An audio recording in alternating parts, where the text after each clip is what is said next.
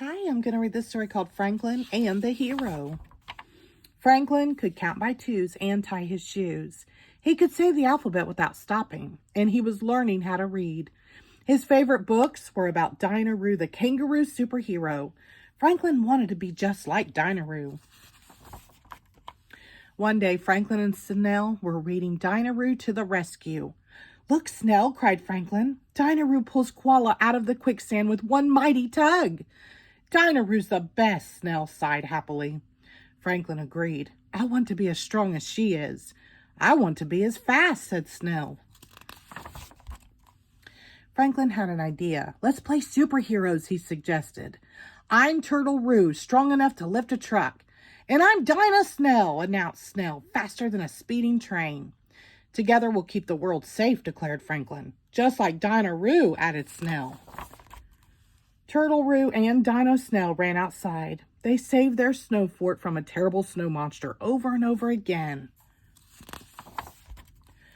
Hours later, Franklin's mother called to them. "Turtle-Roo, Dino Snell, come inside.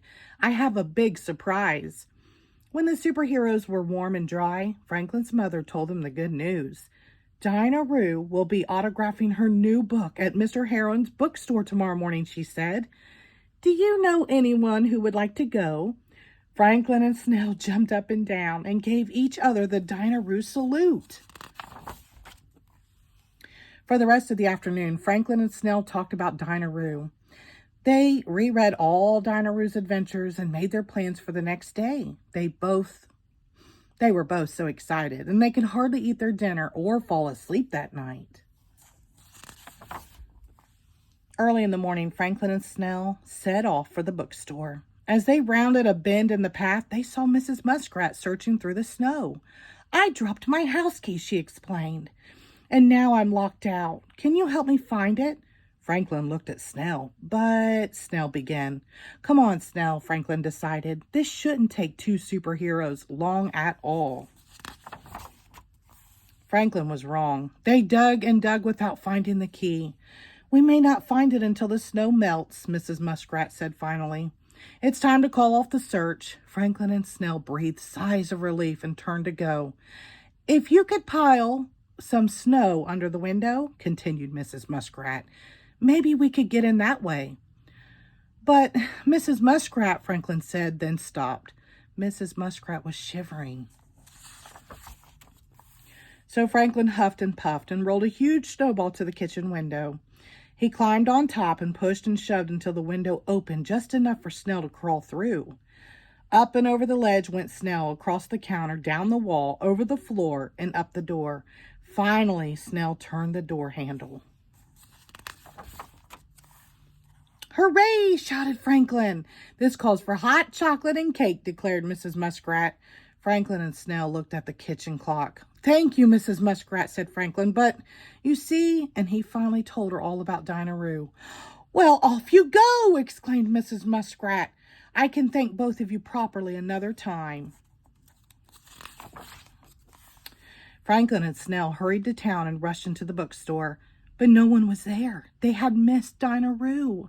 Franklin's shoulders slumped and Snell started to cry. As they turned to go, Mr. Heron came out of the back room.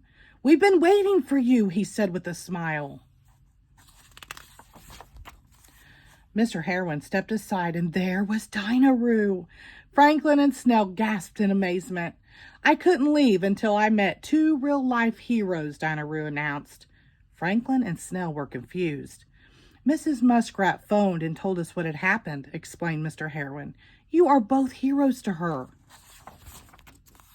"But we were just pretending to be heroes," said Franklin. "Real heroes are super fast and super strong." "Sometimes they are," agreed Dinah-Roo, "but there are other ways to be a hero." Franklin thought for a moment, then he smiled. "I never knew that helping someone can make you a hero," he said. Dinah-Roo gave both Franklin and Snell a copy of her new book, Dinah-Roo's Jungle Adventure. Inside each was dedication from Dinah-Roo. Franklin read his aloud. "To Franklin, my heroic friend." Franklin and Snell gave Dinah-Roo a big hug, and Mr. Heron took everyone's picture. Later that night, when Snell's family had left and Mrs. Muskrat's cake was all gone, Franklin went to bed with his new book and a flashlight. He planned to read the whole story, but soon he was sound asleep. Even superheroes need their rest. The end.